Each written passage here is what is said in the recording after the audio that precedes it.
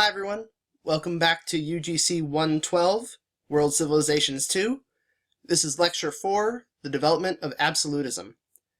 Now when we're discussing absolutism, we're not talking about a Swedish vodka with an amazing amount of flavors, but is basically the same price as Stolichnaya, and I don't know why you wouldn't just get Stolichnaya. Nor are we talking about the development of a memorable, if not really annoying, catchphrase by Gia Gunn. Instead, what we're going to be talking about is something that is closely tied to this other man who wears wigs and tights and high heels. This is Louis XIV of France, and we're going to be talking about the development of absolute monarchy. Now, monarchy, remember, means one rule. You could see mon meaning one in Greek and archy meaning rule. So we're talking about kings, queens, emperors, empresses, and in an absolutist state, the king makes all the laws, and he could ask for help, but he didn't really need to. Basically what he said was going to be law. As Louis XIV would put it, l'État, c'est moi. The state, that's me. And so we're going to be exploring the development of this type of absolute monarchy in France. But before we get there, we have to take a quick step back and look at the development of Protestantism. In the early 16th century, people like Martin Luther and John Calvin began to protest against the church hierarchy and policies in the Catholic Church. Luther was especially against the selling of indulgences. Basically, they were get-out-of-hell-free cards. Rich people would just pay a ton of money to the church, and then they would be forgiven for their sins. And Martin Luther really didn't think that's the way you should do it, and, rightfully so. John Calvin believed that whether you were saved or going to hell was already determined at birth. So, when you're born, it was already determined whether you were going to heaven or hell. A very, very lovely thought, I guess. Not one that I really agree with, but, that's John Calvin, and there are going to be many others who believe this.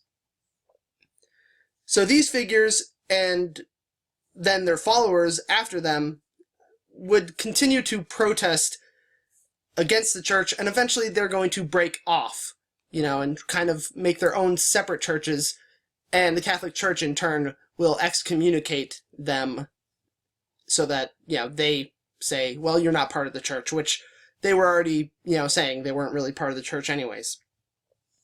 And I keep saying the word protest. You can actually see the word protest in Protestantism, right? There's protest there.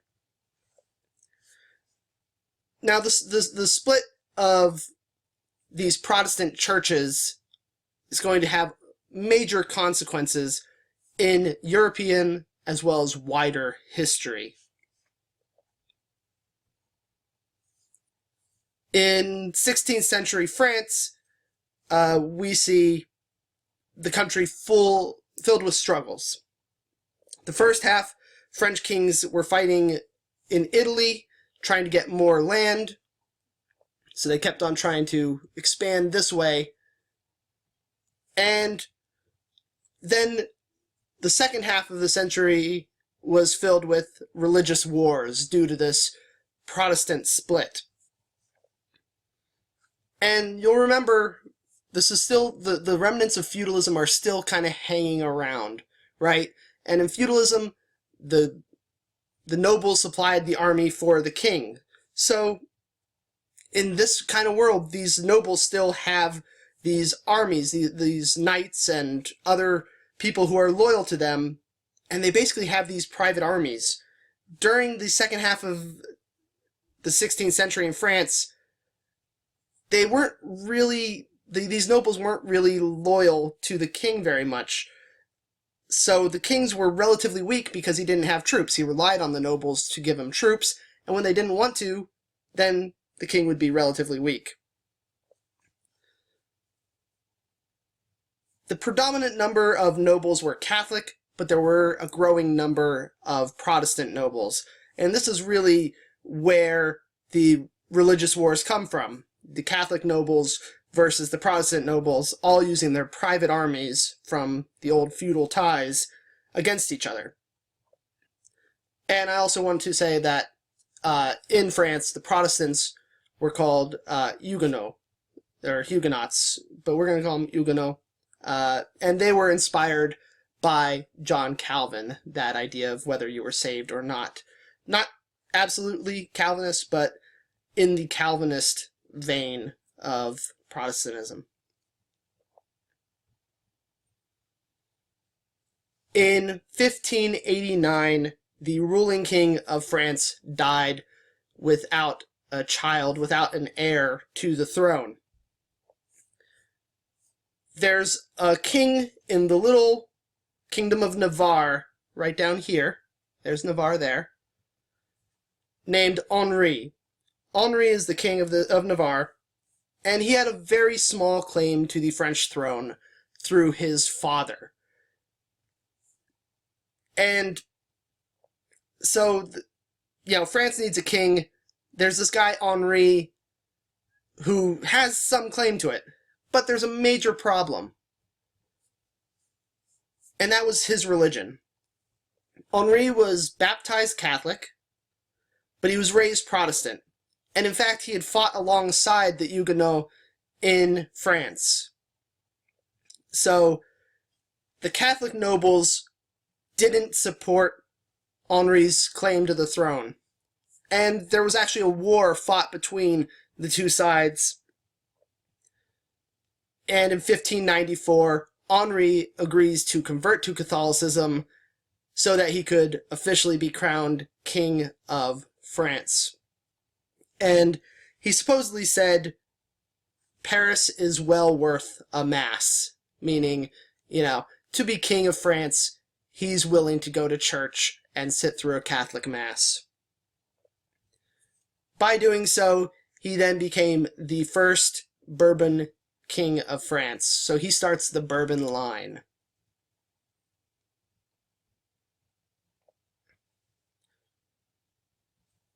Now, since we just learned that Henri had once been Protestant himself, it's not surprising that he would want to help other Protestants. These were people that he had fought alongside with before. And so, in 1598, he issued the Edict of Nantes. The Edict of Nantes made it so that France officially tolerated Protestantism.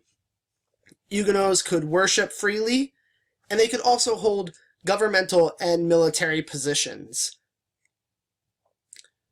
Henri's hope was that through this edict, there would be no more religious struggles. They would all end, but, of course, not surprisingly, perhaps, they didn't. Religious struggles are still going to be a big part of France. In one of the earlier lectures, we also talked about his marriage to Marie de Medici. Now, before he became King of France, he was already married with a woman named Margaret. It wasn't a very happy marriage. They had no children, and by the time he was King of France, they had already separated. He did have a mistress who gave him 3 illegitimate children, and she's actually the one who convinced him to convert to Catholicism to become King of France. And he really loved this woman, wanted to marry her. His advisors really hated this idea. Luckily for the advisors, she died in childbirth, so she didn't even have the opportunity to become queen. In 1599, the marriage between Margaret and Henri was officially annulled by the Catholic Church, and in 1600 he was able to marry Marie de Medici. Now, I want to make a point of this right here. Here is an unhappy marriage with no children that is annulled by the church. Because in the next lecture, we're going to see a situation pretty similar with a completely different outcome and a completely, just different consequences that will come from this. So just keep that in mind, and in the next lecture, we'll see something kind of similar in the situation, but the response will be different, and the consequences are going to be much different as well. So, we talked about Marie de Medici. She was, of course, rich and well-connected because she was a daughter of the de Medici family, the ruling family in Florence. And it was hoped that she would give Henri an heir. He has these 3 illegitimate children. They can't become king or queen. So he needs a legitimate heir. And she did. She gave birth to Louis. Despite, her giving birth to a legitimate child, Henri still had other mistresses, and sometimes he would even keep them in the chambers above Marie's bedroom. So not very considerate of Henri there.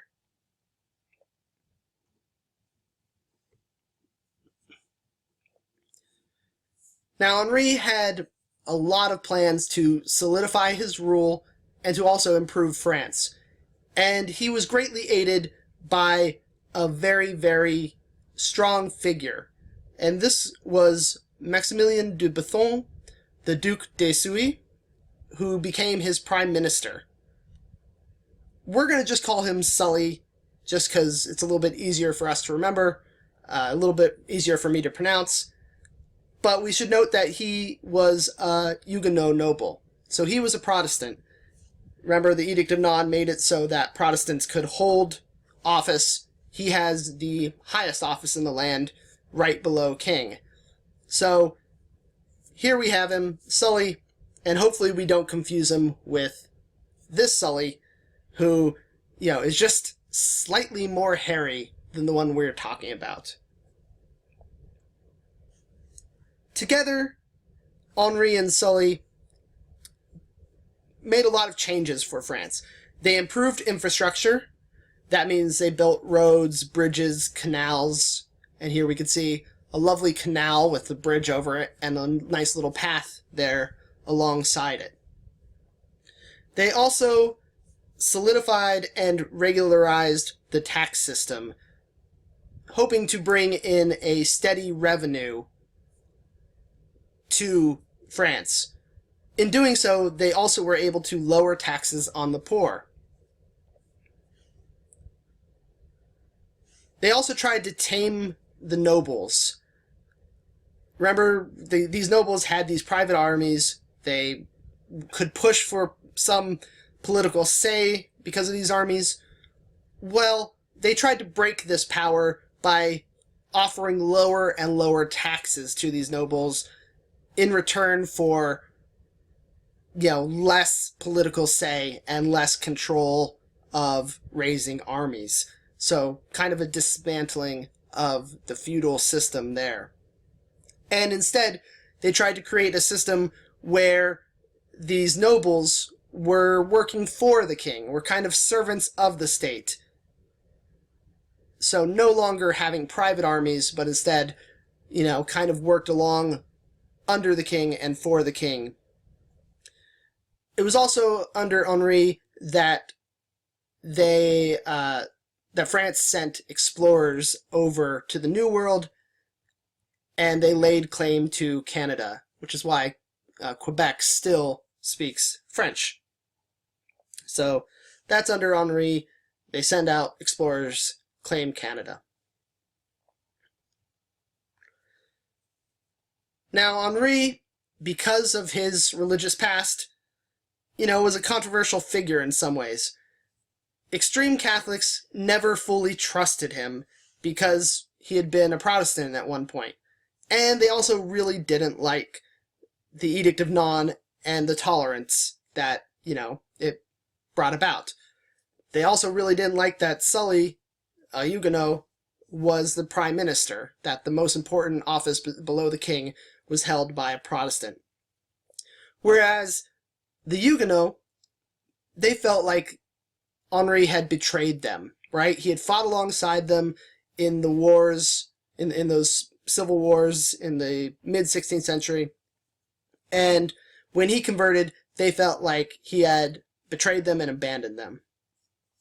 There were at least 12 plots to kill Henri, and 2 of these actually became failed attempts. So 2 people actually tried to kill Henri, and they failed, but unfortunately, in 1610, there was another attempt, and this time it was successful. He was riding in a carriage through the streets of Paris, and a fanatical Catholic came up and just stabbed him. After Henri died, he was kind of seen as a very, very good king by the French people.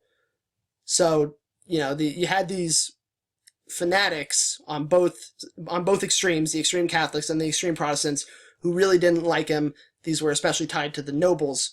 But the common people, who he had lowered their taxes and was in general pretty good towards, they remembered him fondly, and they remembered him as good King Henry.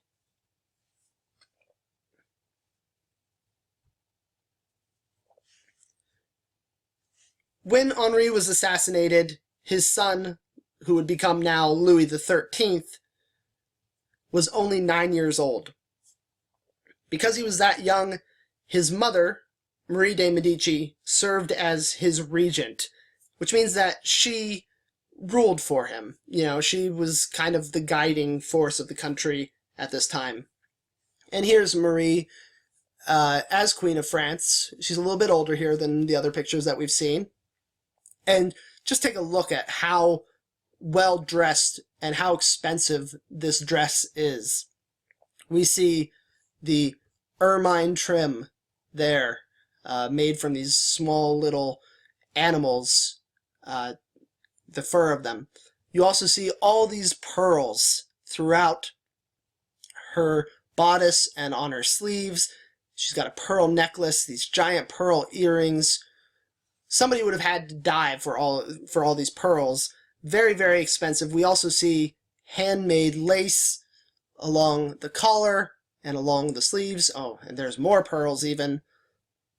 Just an insane amount of money went into making this dress, showing how wealthy and powerful not only she is, but she's kind of the embodiment of France in this picture, right? If the ruling queen regent is this wealthy, that means the crown, the country is that wealthy too. Her advisor was Cardinal Richelieu, a member of the Catholic clergy, a high member, being a cardinal, and he became prime minister, taking over for Sully. And he's going to stay prime minister even once Louis XIII comes of age. Together, Louis XIII and Cardinal Richelieu continued the policies of strengthening the monarchy. They grew the army of France, trying to make it, more centralized, more tied to the king instead of the nobles. They also set up a bureaucracy of people which they called the intendant. And this one is spelt with an A because it's the French spelling. It's not intendants, these are intendants. And they would watch over the 32 districts that France had been broken up. These people came from the middle class, the bourgeoisie, and they would supervise the taxes and administered the law in their individual districts. So an intendant would, take in the taxes, make sure that law was, being dealt out justly. And they also had another, perhaps more cynical role, not cynical, sinister role maybe, where they were kind of watching over the nobles. They're kind of spying on the nobles, and they would report directly to the king and Cardinal Richelieu. So, if they thought that a noble was being a little bit subversive or not working along with the king, maybe plotting against him, they would be able to report him to the king and Cardinal Richelieu. Louis XIII is a figure that can kind of be seen as moving towards the absolute monarch. Maybe sometimes he's seen as an absolute monarch. I think he's, the step before a true absolute monarch in France. Not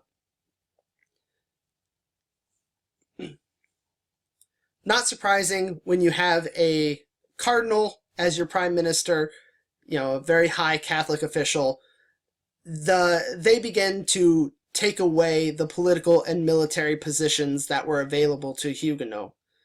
So we saw the Edict of Nantes not only allow worship, but it also opened up government positions for them. The positions are now being taken away, which means that someone like Sully wouldn't be able to be in the court. He had been such a great advisor to Louis XIII's father, but he would not have been able to have a place in the court now because of these. But despite, losing the political and military positions, the Huguenots were still allowed to worship. So, not a complete denial of rights, but taking away positions is, a huge step and something that angered a lot of people. I also just want to mention really quickly that France actually had really, really peaceful relations with most of the natives in Canada.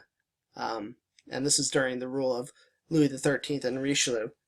Very, very good relations in Canada with the natives.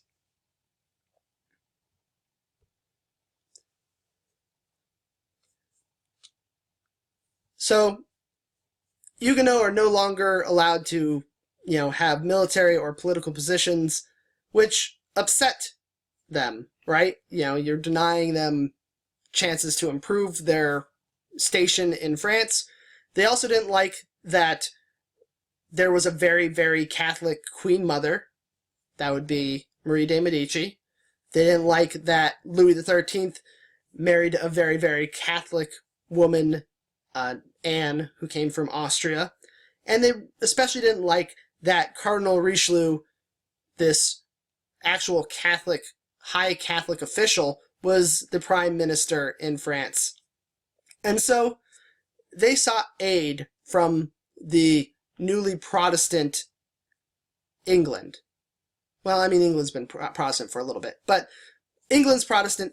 They are looking for help from this Protestant country, and they began to revolt, especially in the port city of La Rochelle in western France, and here you can see it on the map. There's La Rochelle there. It's port city, huge revolt there, and Louis XIII and Richelieu were able to put it down. You can see Louis XIII in his splendid golden-colored armor with Cardinal Richelieu right behind him, looking over the port there. So they were able to successfully put down the revolt in La Rochelle and, other minor revolts throughout the country.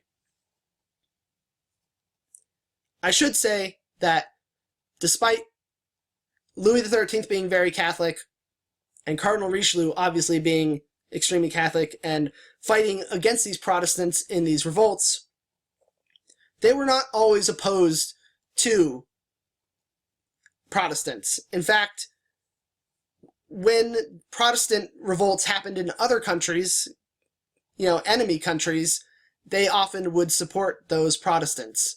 So let's say there was a Protestant revolt in Austria or in the Netherlands.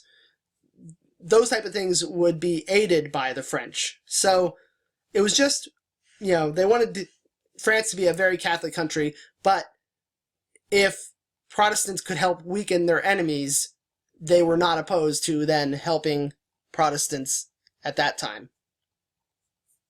What happened there? There we are.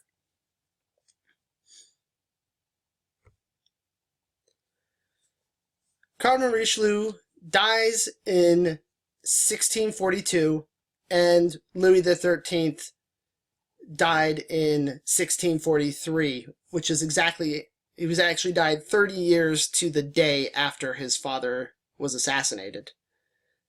It's just a weird little fun fact of history. Now, when Louis XIII dies, his son, Louis XIV, they're really original in France with their naming. Here we are at the 14th King Louis.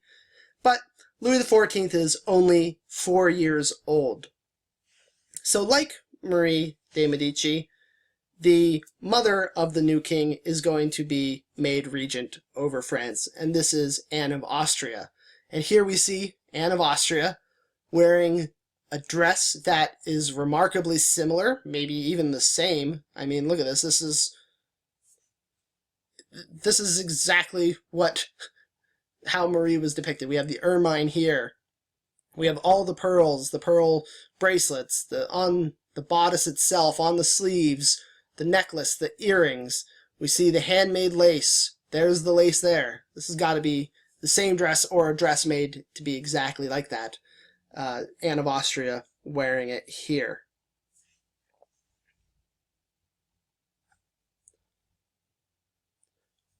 Also, like Marie, Anne was aided by a cardinal. This is Cardinal Mazarin. He had actually become prime minister after Richelieu died, so he had a really short bridge with Louis XIII. Now he is the prime minister with Anne of Austria. He was Richelieu's hand-picked protege, the protege and then hand-picked successor to be prime minister. And not surprisingly then, he continued the policies of Louis XIII and Cardinal Richelieu. And he went even further. He began to raise taxes on the nobles and on the towns. Remember that Henri had tried to lower taxes on nobles so that they would give up political power. Here we see Mazarin starting to raise taxes a bit on the nobles and on towns. And as a result, the nobles and then the Protestants, who mainly made up the towns, became upset, right? They're being taxed more. They kind of feel that the government is getting stronger and stronger, and it's becoming, or is really, really Catholic. So, like we saw with La Rochelle, there are more revolts, and these actually become civil wars. And these are called the Wars of La Fronde. They're two civil wars fought from 1648 to 1653. And the Wars of La Fronde are sometimes just called Fronde. They're named because the word fronde in French means sling. And one of the major characteristics of this civil war was that people would come with slings and they would break all the fancy glass windows of Mazarin and his supporters. So it gets the name sling, but these wars were much more than just breaking windows. They were very, very heated contests, and in fact, the fighting got so bad at one point that Anne and Louis were forced to flee Paris. That's how bad the fighting was in Paris. And there are two major consequences of this flight that Louis has to undertake. One is that he really begins to distrust nobles, And he also really does not like Paris. He never feels that safe there. He'd rather spend his time elsewhere.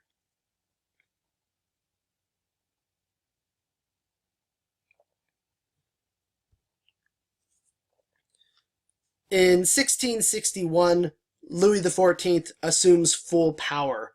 Cardinal Mazarin dies in this year, and Louis XIV decides that he's really going to try to rule this giant country by himself. And here is that wonderful picture of Louis XIV with his massive wig here. Again, look how much ermine fur is over this draped cloak or something. He's got his high heels on, his tights. There's the sword of France, symbolizing his power. So very, very, expressing that he's very rich and very powerful.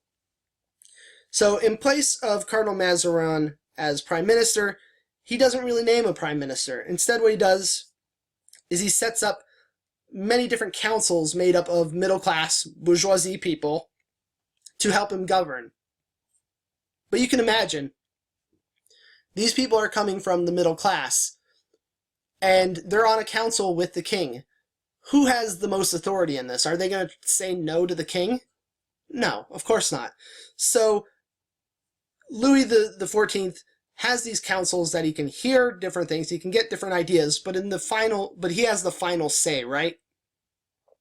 And he kind of lives by this idea of one king, one law, one religion.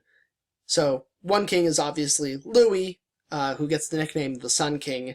One law, of course, is the law of Louis, whatever he says. Remember that wonderful quote, "The state, that's me." And then one religion, which is the king's religion, which is going to be Catholicism. And then in 1685, he issues the Edict of Fontainebleau, which revoked the Edict of Nantes. So we've already seen under Louis XIII, positions being closed to Protestants. Now, with the Edict of Fontainebleau, we see that everyone must be Catholic. You cannot be a Protestant and worship in France anymore. Everyone has to be Catholic. So Huguenot schools are shut down. Much of the middle class, which is the driving force of the French economy, are Huguenot. They're being driven out, basically, right? And so they begin to flee. And they flee to the enemies of France. The Protestant German states, or Protestant England, right? They're Protestant, so they're going to go somewhere that will accept them as Protestants. And so he's sending the very most talented people in terms of the economy and just giving them away to the enemies, driving them away with this Edict of Fontainebleau. And now he kind of backtracks on what Mazarin had been doing, where Mazarin had tried to raise taxes on nobles. We see, again, a return to Henri's policy of removing taxes from nobles in exchange for no political power. So the nobles under Louis are basically paying, next to nothing, and they are giving up, any claim to political power now. We said that Louis XIV did not have a prime minister, but he still was aided by a very important, strong figure, and this is Jean-Baptiste Colbert. Now, Colbert was not prime minister, like we said. He was, in fact, the controller general, kind of in charge of the books of France, the bookkeeping, the finances. And luckily for Louis, he is very much a financial genius, it seems. He continued the policies of Henri and Sully, focused on infrastructure and taxes. He also practiced mercantilism. Mercantilism is the state control of the economy. So the country of France controls the aspects of the economy. He tried to limit imports by putting high taxes on them, and these are called duties. He also then tried to encourage exports. So he wants it so that France doesn't buy goods from other countries with those high taxes, those duties, but at the same time he wants those countries to buy from France so that they have money coming in, thus encouraging exports. And the aim is to make France self-sufficient. He saw the New World as a way to get more money for France, and so he sent a lot of people to Canada, that area that had been claimed by Henri, and he also sent people down the Mississippi River, and this is actually where Louisiana gets its name. Louisiana is named after Louis XIV. So, of course, we're talking about Jean-Baptiste Colbert and not Stephen Colbert, which makes perfect sense. Jean-Baptiste Colbert is the Controller General of France, whereas Stephen Colbert is America, right? I am America, and so can you.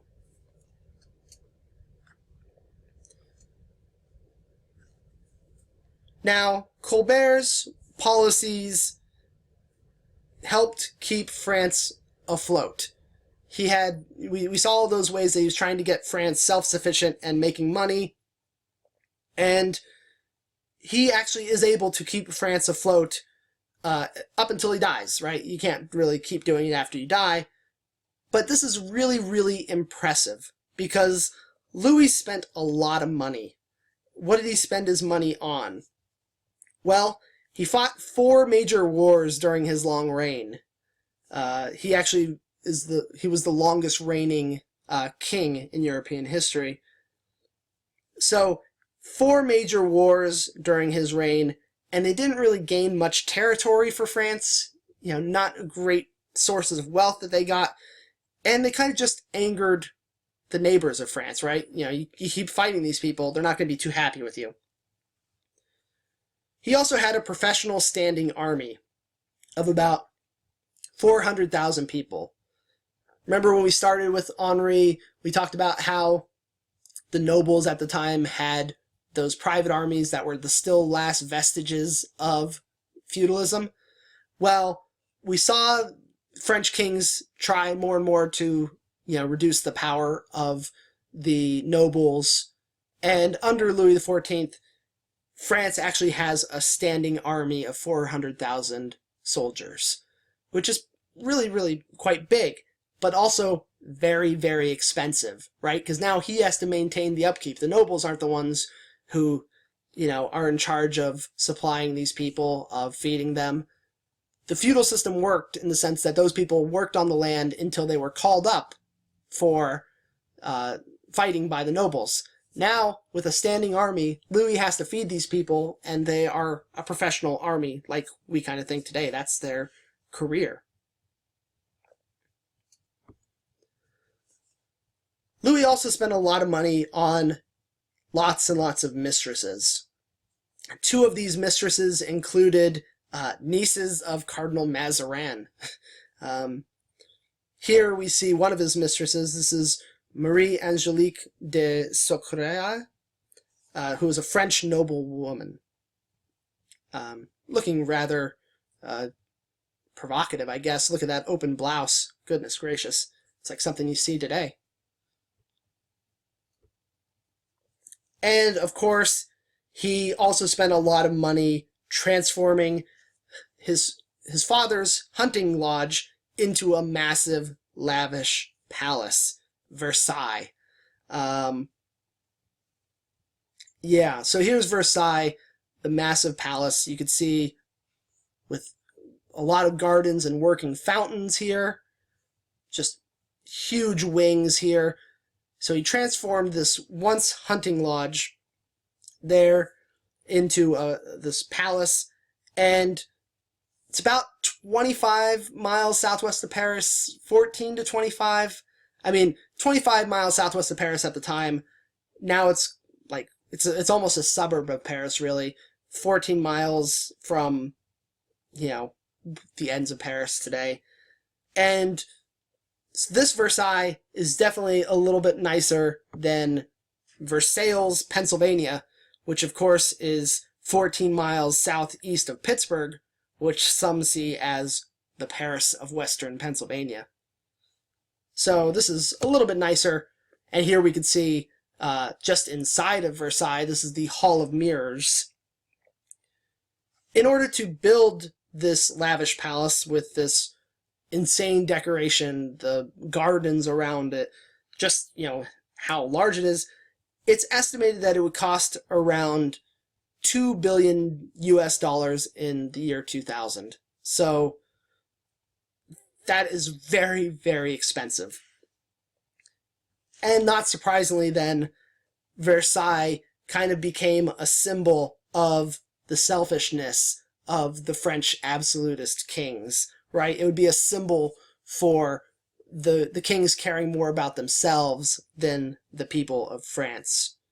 And I don't blame them. I mean, you look at the Hall of Mirrors and you just think, yes, it's really, really beautiful, but what else could that money have gone to? So Louis XIV kind of has a mixed legacy. He made France into a stable state and had a larger economy with the help of Colbert, and it was a world power, right? He fought these major wars, really quite successful in them in the sense of, the battles, but didn't gain a lot of territory. And then his spending was just horrendous for France. It created this crippling debt, and the debt was so large that 75 years after Louis XIV's death, France was still paying off the debt that he had collected. And this is going to be a major, major player, the debt is, when we look at the French Revolution. The fact that France has this great debt is going to be a huge impact on the French Revolution. So, we have this absolutist king, mixed legacy, and for our next lecture, what we're going to look at is another country that kind of looked into absolutism. Their kings and queens at points tried to become more absolutist, but it fails there. We're going to be looking at England and the rise of instead of absolute monarchy, we're going to see the rise of a constitutional monarchy. So that'll be on our next lecture. This is Greg, signing out.